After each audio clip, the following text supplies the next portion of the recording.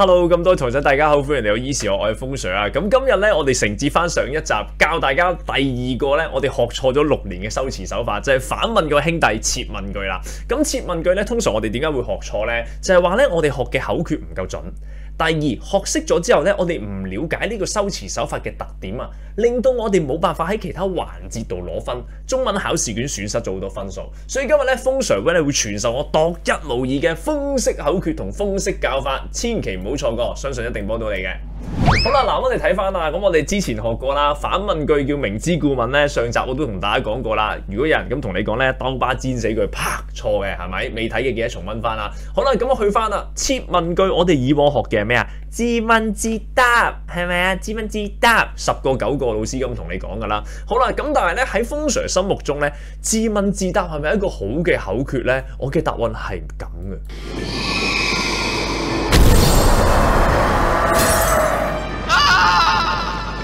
冇錯，我都係覺得唔啱嘅，因為我覺得咧設問句咧自問自答呢個口訣唔夠準啊。因為咧其實設問句咧佢冇規定個問題同答案都要由自己講嘅。OK， 總之你前邊有問題，後邊有一句有關聯嘅答案，咁就得噶啦。所以啦，喺我心目中，我嘅風式口訣係乜嘢呢？設問句就係前問題後答案，前問後答。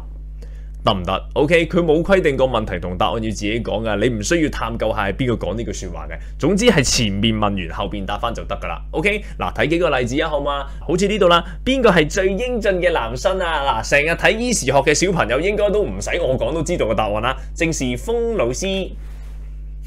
OK， 好啦，跟住我今日早餐食咗啲乜嘢啊？我食咗雪糕做早餐，哇！睇嚟呢個肥仔嚟嘅喎，咁早食啲咁唔健康嘅嘢係咪？嚇，肥豬仔嚟㗎嘛，咁係咪？好啦，嗱，同學啊，頭先講過啦，咩叫做設問？前問後答，前邊有條問題，邊個最靚仔啊？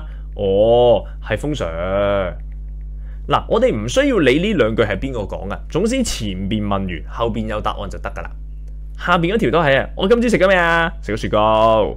前面有問題，後邊答翻，又係一樣，唔使規定係邊個講噶。總之前面問完，後邊答翻就 OK 噶啦。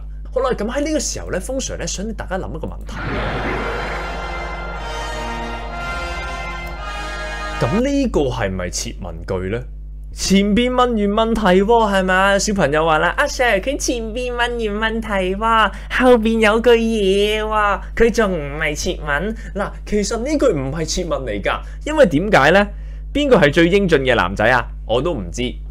我問完呢條問題之後呢，最尾有冇得出個答案啊？冇啊嘛，後邊呢條係唔關事㗎嘛，根本後邊呢句都唔係答案，所以呢句呢，其實唔係設問句嚟㗎。嘟嘟。OK， 記住啦，知唔知道？咁所以咧要記住一樣嘢，就係話咧唔好見到前面有條問題，後邊有句嘢咧就盲中去揀設問，有時會死噶。你真係要睇真啲，條問題同答案之間有冇關係，有冇關聯？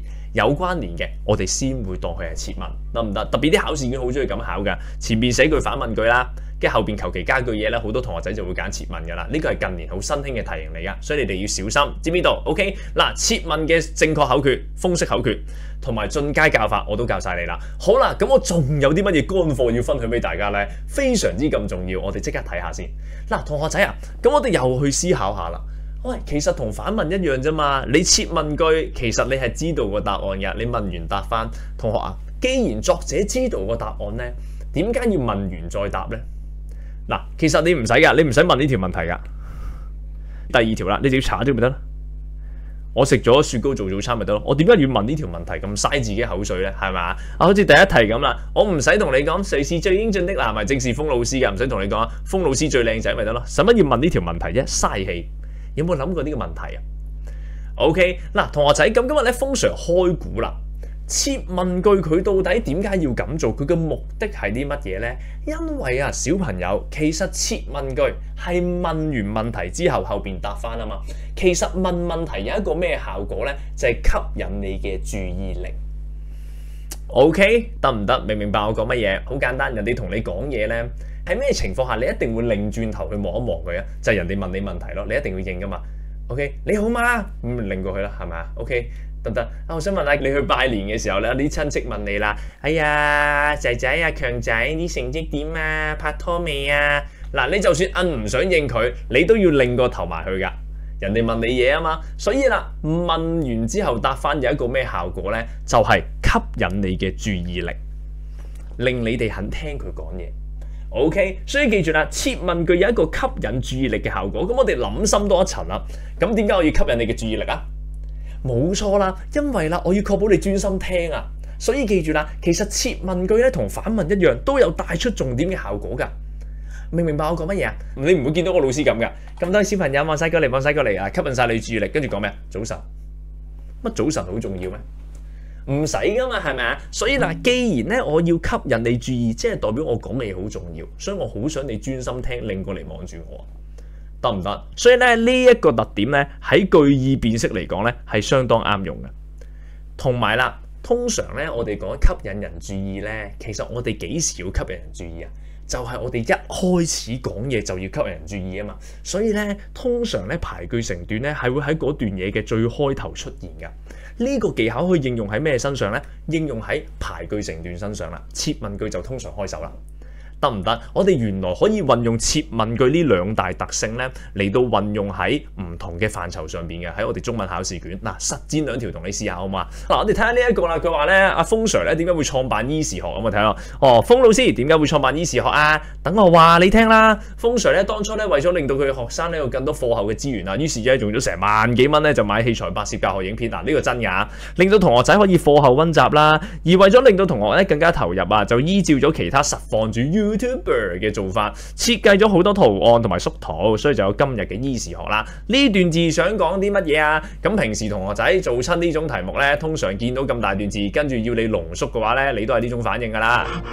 你不要過嚟啊！係咪？但係你運用咗風式嘅口訣咧，你就會覺得非常之輕鬆啦。OK， 我哋睇咯，同學仔啊，其實呢度運用咗一個咩修辭手法？風 Sir 點解會創辦 E 時學啊？好，我話你聽啦，後邊就係因為咁解啦。其實呢一度咧，成個係一個設問句嚟嘅。咁頭先風 Sir 教過啦，設問句係愛嚟做乜嘢噶？帶出重點，吸引注意。所以成段嘅主要內容係咩？好簡單，風 Sir 點解會創辦 E 時學啊？等我話你聽啦，後邊咪就係講點解風 Sir 會創辦 E 時學咯。所以呢一段嘅主要內容係咩啊？就係風 Sir 創辦 E 時學的原因。做完啦已經。OK， 使唔使睇咁大抽字？唔需要，我只要知道佢係設問句，佢就係吸引緊你注意力。咁既然吸引得你注意力，即係我講嘅嘢好重要啦，我唔會吸引你注意力跟住講廢話噶嘛，得唔得？所以呢度主要內容係咩啊？說明或者解釋風老師創辦 E 時學的原因。嗱，由於時間嘅關係，我哋啲主食節目咁樣嘟的原因。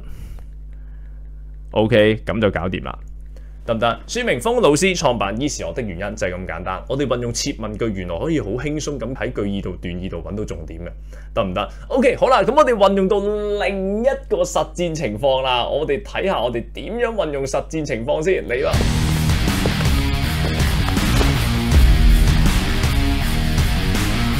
好，我哋睇下呢條排句成段啦。頭先風 Sir 講過啲乜嘢啊？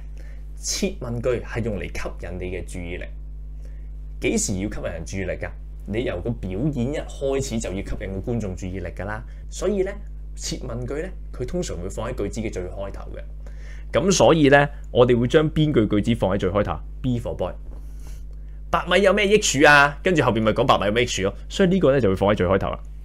得唔得？咁所以咧，有時你做排句成段，發現幾句都好似咧，唔知邊句放最開頭咧。如果你見到設問嘅話咧，佢通常擠喺最開頭㗎，得唔得？咁所以咧，我哋就要將 B 放喺最開頭啦。好啦，嗱，後邊嗰幾個點排咧，俾你哋挑戰下啦，好冇？當係一個咧排句成段嘅操練啊，得唔得？其實呢題咧，坦白說都幾困難噶，幾多同學仔會錯噶。咁風 Sir幫你開咗個靚頭啦，用咗個設問句 ，OK。後邊到底點樣排咧？歡迎你喺留言話俾我聽，得唔得？咁啊睇下你哋嘅文字水平去到邊啦。